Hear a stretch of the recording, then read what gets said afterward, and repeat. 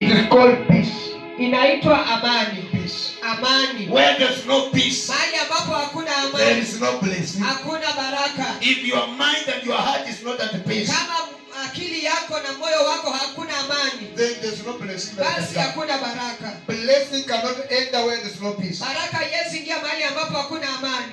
Why is Kenya right now has a lot of problems? Kwa nini nchi ya Kenya iko na shida nyingi sasa hivi? Because there has not been peace. Kwa sababu hakujakuwa na amani. Every time go slow, go slow, go slow, go slow. Migomo. Mgomo. Every time. Kila wakati ni migomo. There's no peace. Hakuna amani. You hear people dying. Unasikia watu wanakufa. People have been shot. Watu wameuawa. What has been had. There's no peace. Hakuna amani.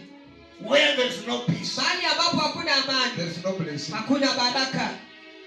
Look at the countries that are at war. Angalia zile nchi ambapo ziko kwa vita. There's no blessing there. Hakuna baraka pale. There's no investor that can invest a place where there's no peace.